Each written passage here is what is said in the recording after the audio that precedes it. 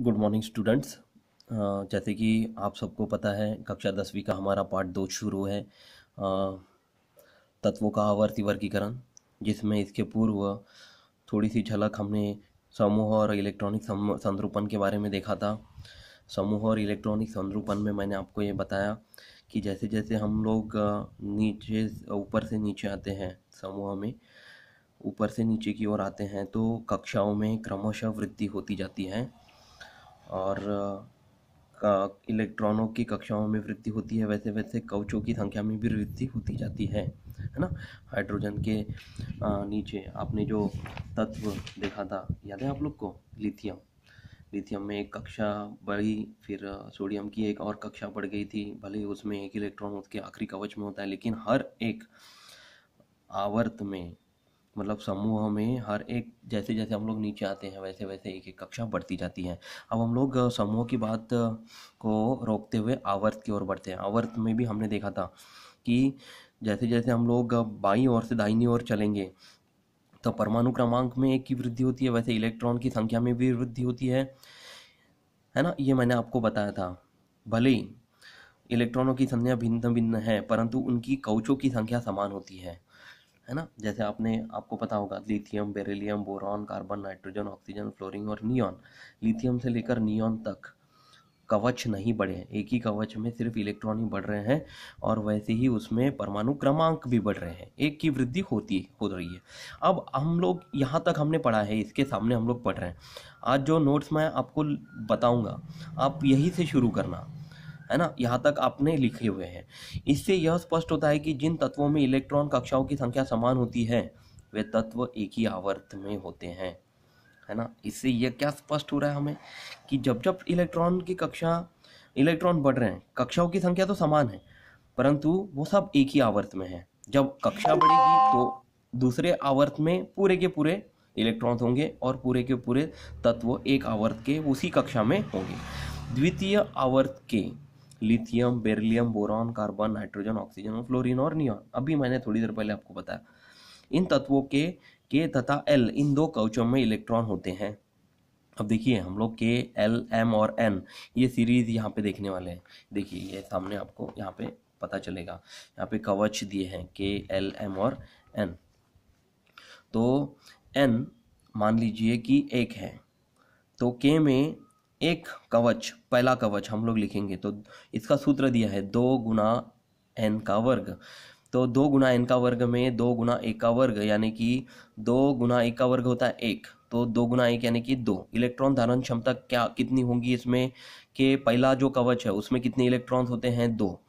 समझ में आ रहा ना आप लोग को? हाइड्रोजन और हीलियम में 2 ही इलेक्ट्रॉन धारक क्षमता है, 2 ही इलेक्ट्रॉन की धारण क्षमता है। फिर हमने एल कवच के यदि बारे में बात करें तो इसमें 2 कवच इसके बनते हैं एल के, जैसे इसके सामने के सामने एल के 2 कवच बनेंगे, इसमें 8 और 8 ऐसे 2 बार इलेक्ट्रॉन्स रहेंगे। ये बात आप समझ के चलिए कि 2 गुना एन के, एन वर्ग के सूत्र में हम लोग एन की संख्या अगर 2 रखी तो 2 का वर्ग है 4, 4 दूनी क्या होते हैं? 8। तो यहाँ पे इलेक्ट्रॉन धारण क्षमता एल कवच की होंगी 8 की, जिसमें 2 कवच आएंगे, के का 1 कवच और एल के 2 कवच। वैसे ही एम में एन की संख्या दी है 3, 2 गुना एन के वर्ग में यदि एन की संख्या 3 रखी तो 3 का वर्ग होता है 9, तो 9 दूनी 18, यह इलेक्ट्रॉन धारण क्षमता होगी 18 की। तो एम के 3 कवच 18 के होने वाले हैं, ये यहाँ पे हम लोग को समझ में आ रहा है। और इसी तरह से यदि हम लोगों ने एन जो हमारा चौथा कवच है, एन के बारे में यदि हमने बात की तो एन की संख्या है 4, तो 2 गुना एन के वर्ग में 4 संख्या रखने पर 4 का वर्ग होता है 16, 16 दूनी 32। तो इस तरह से इलेक्ट्रॉन धारण क्षमता एन के लिए, एन कवच के लिए 32 की होंगी, मतलब वो पूरे के पूरे कवच में 32 इलेक्ट्रॉन ही रहेंगे, उससे ज़्यादा एक भी इलेक्ट्रॉन नहीं रह सकता।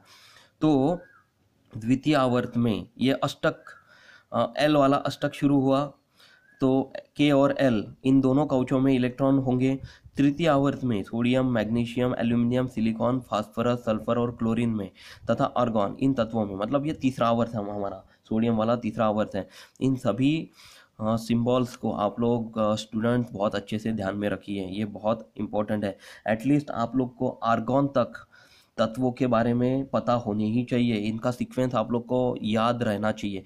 इन तत्वों के K, L, M, इन 3 कवचों में इलेक्ट्रॉन पाए जाते हैं, इतने ही कवचों में इसके इलेक्ट्रॉन पाए जाएंगे। समझ में आ रहा आप लोग को? तो K, L, M और N जैसे जैसे इलेक्ट्रॉनिक संरूपण बढ़ेगा, तत्व के इलेक्ट्रॉन हम लोग लिखेंगे और उनके कवच बनाएंगे, है ना। कवच हमने इस तरह से बनाए, याद है आप लोग को? तो ये पहला कवच है K, ये दूसरा L, फिर तीसरा कवच हमने बनाया, कक्षा बनाई तो वो होगा L, और चौथा कवच बनेगा N का।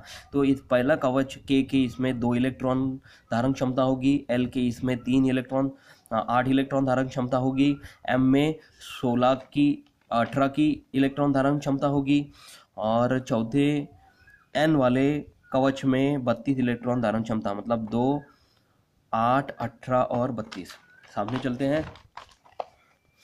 प्रथम 3 आवर्तों के तत्वों की संख्या, इलेक्ट्रॉन धारण क्षमता और इलेक्ट्रॉन अष्टक का नियम इस नियम पर अनिश्चित होती है। कवच के पहले आवर्त में 2 तत्व हैं, जैसे अभी थोड़ी देर पहले मैंने आपको बताया, और दूसरे आवर्त में 8 तत्व हैं, तथा तीसरे आवर्त में भी 8 ही तत्व होंगे, जैसे मैंने आपको बताया कि यहाँ पे 2 कवच हैं, L के 2 कवच हैं, 2 कवच, और M के 3 कवच। तो इसमें 2 कवचों में 8 इलेक्ट्रॉन होंगे, M के 3 कवचों में 18 और N के 4 कवचों में 32 इलेक्ट्रॉन होंगे। इस तरह से ये जानकारी हमको बताई जा रही है।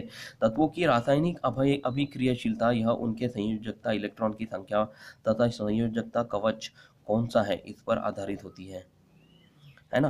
रासायनिक अभिक्रिया करते हैं ना तत्व, आप लोग को पता ही है, तो इसकी संयोजकता है, इलेक्ट्रॉन की संख्या और संयोजकता कवच कौन सा है, इस पर आधारित होती है। इसके उपरांत हम लोग सामने के भाग में चलते हैं, हमारी आधुनिक आवर्त सारणी में आवर्ती झुकाव। देखिए, ये रिक्त स्थान में ये प्रश्न पूछा जा सकता है आपको, आवर्ती झुकाव। जब आधुनिक आवर्त सारणी में किसी आवर्त या किसी समूह के तत्वों के गुणधर्मों में कुछ नियमितता दिखाई देती है, उसे आधुनिक आवर्त सारणी का झुकाव कहते हैं। ये परिभाषा आप लोग याद रखिए। जब भी आवर्त सारणी में झुकाव होता है तो उसके गुणधर्म किससे मिलते हैं? एक तो किसी भी समूह तत्वों के गुणधर्म में अन्य किसी तत्वों के गुणधर्म के साथ नियमितता दिखाई देती है, इस तरह, इसीलिए वो आवर्त सारणी में झुकाव पाया जाता है। तो ये झुकाव जब पाया जाता है तो इसके लिए कौन कौन से गुणधर्म इसके लिए जिम्मेदार होते हैं? वो है संयोजकता, परमाणु क्रमांक और अधातु धातु के गुणधर्म। कौन कौन से हैं? संयोजकता, परमाणु आकार और धातु अधातुओं के गुणधर्म। ये तीनों एक के बाद एक हम लोग इसके बाद अध्ययन करने वाले हैं। तो सबसे पहला जो भाग है वो है संयोजकता। संयोजकता में हम लोग देखते हैं संयोजकता की परिभाषा क्या है। जैसे मैंने आपको बताया कि जब कोई तत्व लेने और देने की, इलेक्ट्रॉन लेने और देने की क्रिया पूर्ण करता है, तो उसके इलेक्ट्रॉन कवचों में पूर्ण होने के लिए उसको एक तो कभी किसी को इलेक्ट्रॉन देने की जरूरत पड़ सकती है या लेने की जरूरत पड़ सकती है, उसको उस तत्व की संयोजकता कहते हैं। देखिए, परिभाषा ध्यान में रखिए। तत्वों के परमाणु के बाह्यतम कक्षा में पाए जाने वाले इलेक्ट्रॉन, है ना, जैसे कि बेरिलियम की संयोजकता 2 है, तो बेरिलियम का परमाणु क्रमांक अगर हम लोगों ने देखा तो 4 है, तो उसकी बाह्यतम कक्षा में 2 इलेक्ट्रॉन होंगे। तो 2 इलेक्ट्रॉन बाह्यतम कक्षा में पाए जाने वाले 2 इलेक्ट्रॉन, तत्व मतलब मान लीजिए बेरिलियम लेते हैं हम लोग, तो तत्वों के परमाणु के बाह्यतम कक्षा में पाए जाने वाले इलेक्ट्रॉन मतलब 2 इलेक्ट्रॉन, और 2 दूसरी कक्षा में होंगे, 2 पहली कक्षा में होंगे, K में 2 होंगे और L में 2 होंगे। तो कक्षाओं की क्षमता अनुसार, मतलब बाह्यतम कक्षा की क्षमता अनुसार उसकी क्षमता 8 है, 8 इलेक्ट्रॉन उसमें रह सकते हैं। अष्टक पूर्ण करने हेतु लिए तथा दिए जाने की क्रिया को उस तत्व की संयोजकता कहते हैं। तो बताइए मुझे कि 8 इलेक्ट्रॉन है उसकी बाह्यतम कक्षा में, उसमें 2 इलेक्ट्रॉन पाए जा रहे हैं, वो 6 इलेक्ट्रॉन लेगा या 2 इलेक्ट्रॉन किसी को दे देगा, है ना, बराबर है ना। तो 6 इलेक्ट्रॉन लेने से अच्छा हो तो उसको 2 इलेक्ट्रॉन देना बहुत ज़्यादा आसानी होगी। वो वेट थोड़ी करने वाला है कि मुझे तीसरा कोई देगा, चौथा कोई देगा, पांचवा देगा और मैं अपना अष्टक पूरा करूंगा, ऐसा नहीं है। वो अपने 2 इलेक्ट्रॉन बहुत आसानी से जल्दी से दे देगा और अपना जो पहली कक्षा है वो पूर्ण हो जाएगी उसकी 2 इलेक्ट्रॉन से ही, तो वो 2 दे देगा, इसलिए इसकी संयोजकता 2 है। इसमें उदाहरण में हमने बताया बेरिलियम की संयोजकता 2 है। अब हम लोग दूसरा उदाहरण लेंगे ऑक्सीजन का। देखिए, तथा ऑक्सीजन की संयोजकता भी 2 है, पर दोनों का परमाणु क्रमांक एक जैसा नहीं है। दो ऑक्सीजन का परमाणु क्रमांक 8 है और इसका इलेक्ट्रॉनिक संरूपण होता है 2 और 6। 2 पहले कक्षा में और 6 इलेक्ट्रॉन दूसरी कक्षा में। दिख रहा है ना आप लोग को, ये 6 इलेक्ट्रॉन दूसरी कक्षा में होंगे, 6 इलेक्ट्रॉन दूसरी कक्षा में होंगे। अब 6 इलेक्ट्रॉन दूसरी कक्षा में होने के उपरांत ये किसी को 6 इलेक्ट्रॉन दे सकता है और अपना अष्टक नियम 8 इलेक्ट्रॉन पूर्ण करने के लिए 2 इलेक्ट्रॉन ले सकता है। अब इसमें क्या करेगा वो, 2 इलेक्ट्रॉन लेना ज़्यादा इंपॉर्टेंट समझेगा या 6 इलेक्ट्रॉन देना ज़्यादा अच्छा समझेगा?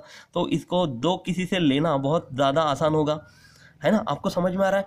तो जब इसको कितने इलेक्ट्रॉनों की ज़रूरत है और ताकि इसका जो अष्टक है वो पूरा हो जाएगा, इसको बेरिलियम में इसको कितने इलेक्ट्रॉनों की देने की ज़रूरत है ताकि इसका अष्टक बहुत जल्दी से पास में आकर कंप्लीट हो जाएगा, तो इसको 2 इलेक्ट्रॉन देने की ज़रूरत है और ऑक्सीजन को 2 इलेक्ट्रॉन लेने की ज़रूरत है। तो जब इसको 2 इलेक्ट्रॉन लेने की ज़रूरत होती है तो इसको 2 की इस ऑक्सीजन की संयोजकता हम लोग 6 ना बोलते हुए हम लोग 2 बोलेंगे। इसको 2 इलेक्ट्रॉनों की ज़रूरत है ताकि ये अपना अष्टक पूरा कर सके, और बेरिलियम को 2 इलेक्ट्रॉन देने की ज़रूरत है ताकि ये अपना परमाणु क्षमता, इलेक्ट्रॉन की कक्षाओं की क्षमता वो पूरी कर सके। तो इसका ये भी पूर्ण हो जाएगा 2 इलेक्ट्रॉन देने से। इसमें ये 2 पहली कक्षा में पूर्ण हो जाएंगे, इसमें 8 इलेक्ट्रॉन दूसरी कक्षा में पूरे हो जाएंगे। तो ये देखिए यहाँ पे मैंने एक आकृति बनाई है, यहाँ पे परमाणु आकार बना हुआ है। इसमें बेरिलियम के 4 इलेक्ट्रॉन हैं, तो पहली कक्षा में 2 लिखे हैं मैंने और दूसरी कक्षा में यहाँ पे मैंने 2 लिखे हैं, तो ये 4 इलेक्ट्रॉन पूरे हो गए। तो ये 2 इलेक्ट्रॉन किसी को दे देगा, ऑक्सीजन को ही दे देगा मान लीजिए, तो इसकी संयोजकता 2 हो जाएंगी। ऑक्सीजन को 2 इलेक्ट्रॉनों की ज़रूरत है परंतु इसका परमाणु क्रमांक है 8, तो पहली कक्षा में 2 इलेक्ट्रॉन मैंने लिखे। फिर दूसरी कक्षा में 6 इलेक्ट्रॉन है, 1 2 3 4 5 और 6। फिर 2 इलेक्ट्रॉन यहाँ से आ गए तो ये 8 पूरा हो जाएगा, तो इसका अष्टक नियम पूरा हो जाएगा, तो 8 कंप्लीट हो जाएंगे, तो ये भी पूर्ण हो जाएगा। तो उपरोक्त इसकी संयोजकता 2 हो जाएगी, मतलब लेने के लिए 2 और इसको देने के लिए 2, तो इसकी भी 2 संयोजकता, इसकी भी 2 संयोजकता।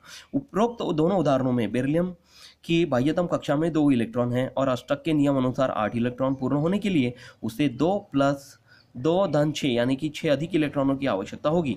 इसलिए 6 इलेक्ट्रॉन दूसरे तत्व से लेने की जगह वह 2 इलेक्ट्रॉन देकर बाह्य कवच पूर्ण करेगा, इसलिए बेरिलियम की संयोजकता 2 होगी। ऑक्सीजन की बाह्यतम कक्षा में 6 इलेक्ट्रॉन है और अष्टक के नियम अनुसार 8 इलेक्ट्रॉन पूर्ण होने के लिए उसे 6 धन 2 यानी कि 2 इलेक्ट्रॉनों की अधिक आवश्यकता होगी, इसलिए 2 इलेक्ट्रॉन लेकर अपनी बाह्य कक्षा पूर्ण करेगा, इसलिए ऑक्सीजन की संयोजकता 2 होगी। मान के चलते हैं कोई एक पोटेशियम संकेत है, तो इस आधार पर यहाँ पे आपको किताब में उसको ये संकेत को लिखकर बताया गया है। याद है आप लोग को, दिख रहा है यहाँ पे पोटेशियम है, ये आपको ये उसका संकेत दिख रहा है। इसका परमाणु क्रमांक है 19, फिर इलेक्ट्रॉनिक संरूपण 2 8 8 और 1 है ना, K L M और N। ये पैटर्न के अनुसार हम लोगों ने अभी थोड़ी देर पहले देखा, L के 2 8 कक्षाएं बनेंगी, तो 2 8 8 और 1 इस तरह से 19 इलेक्ट्रॉन्स इसकी टोटल हो रही है। 2 और 8 10 और 8 18 और 1 19, और इसकी संयोजकता 1 होगी क्योंकि इसको कोई भी एक इलेक्ट्रॉन 8 का कंप्लीट करने के लिए तीसरी कक्षा 18 की जो होगी वो कंप्लीट करने के लिए वो 17 इलेक्ट्रॉन लेने से अच्छा 1 इलेक्ट्रॉन किसी को भी दे देगा, तो इसकी संयोजकता 1 हो जाएगी। तो ये पोटेशियम के बारे में आपको यहाँ पे सेम आपको यहाँ पे लिखकर बताया गया है। अब हम लोग हमारे दूसरे टॉपिक की ओर चलते हैं, जो है हमारा परमाणु आकार। देखिए परमाणु आकार मैंने अभी आकृति बना के आप लोग को बताई है। ये परमाणु आकार जैसे जैसे हम लोग बाईं ओर से दाहिनी ओर चलेंगे तो ये परमाणु आकार स्थिर रहता है। इसकी कक्षाएं कवच बढ़ते हैं क्या? नहीं, इसके कवच बढ़ते ही नहीं है। जैसे मैंने अभी थोड़ी देर पहले आपको बताया था कि यदि हम लोग लिथियम से शुरू करते हैं, आपके सामने एक आवर्त सारणी, आधुनिक आवर्त सारणी का दीर्घ स्वरूप, ये जो सारणी दी गई है आधुनिक आवर्त सारणी, ये रखिए। Lithium, beryllium, boron, carbon, nitrogen, oxygen, fluorine और नियॉन, इसमें कक्षाएं नहीं बढ़ रही है, एक ही कवच है, उसी में इलेक्ट्रॉन एडजस्ट हो रहे हैं, है ना। Sodium, magnesium, aluminium, silicon, phosphorus, sulphur, chlorine और आर्गॉन, इसमें भी कक्षाएं नहीं बढ़ रही है, सिर्फ इलेक्ट्रॉनों की संख्या बढ़ रही है, कवच जितनी की उतनी ही है। परंतु जैसे हम लोग ऊपर से नीचे की ओर चलते हैं, समूह में आते हैं, तो ये पहला समूह है, दूसरा समूह। पहले समूह में hydrogen, lithium, sodium, potassium, rubidium, caesium और फ्रांसियम, इसमें हर एक में एक एक कवच बढ़ता जा रहा है, याद है आप लोग को। तो इससे क्या होगा कि वो जो परमाणु है उसका आकार धीरे धीरे बढ़ता जा रहा है। वो ऐसे ही अगर हम लोग आवर्त की बात चलते हैं, बाई ओर से दाहिनी ओर चलते हैं, तो इसमें क्या हो गया, कवच जो है वो सीमित हो रहे हैं। दूसरा कवच अगली कक्षा में जाने के बाद ही बढ़ेगा।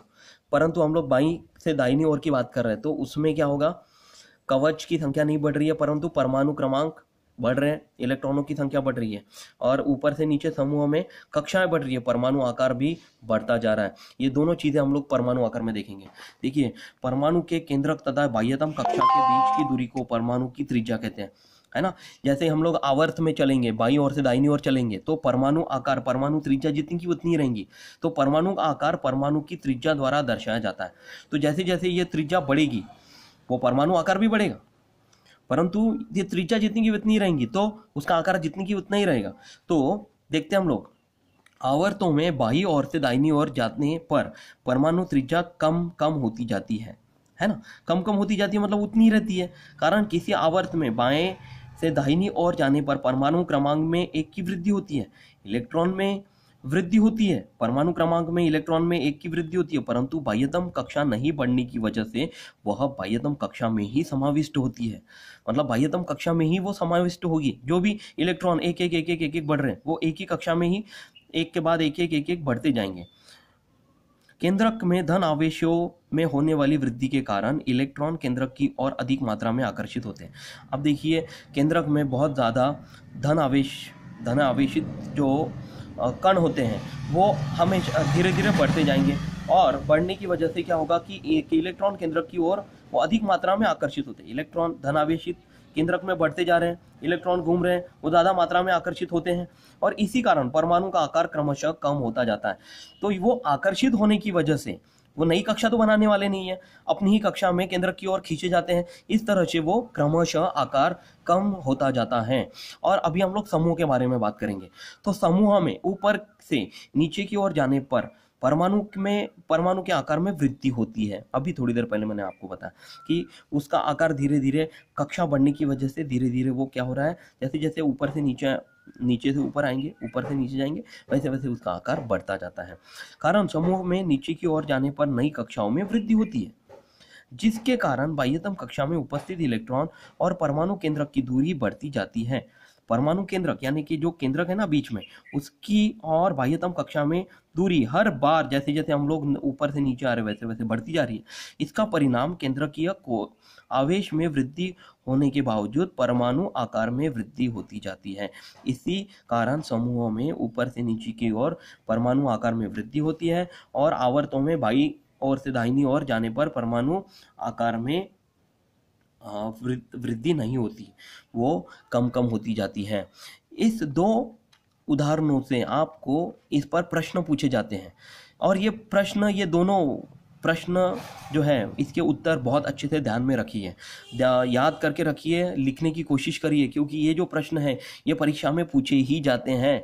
हो सकता है आपकी परीक्षा में ये प्रश्न पूछा जाए कि ऊपर से नीचे की ओर परमाणु आकार बढ़ रहा है और बाईं ओर से दाहिनी ओर आवर्तों में परमाणु आकार कम हो रहा है, ये क्यों हो रहा है। इसका उत्तर ये दोनों में जगह पे मैंने आपको समझा के बताया है। ये याद से लिख कर देखिए, पढ़िए, समझने की कोशिश करिए, और जो आज मैं नोट्स आप लोग को दे रहा हूँ वो नोट्स आप लोग अपनी कॉपी में लिख कर रखिए। तो stay connected, be in touch. Thank you students. अगली वीडियो मैं आपको जब परसों भेजूंगा, तब तक आपकी अभी तक की पढ़ाई आप लोग ध्यानपूर्वक करके रखिए। Thank you class.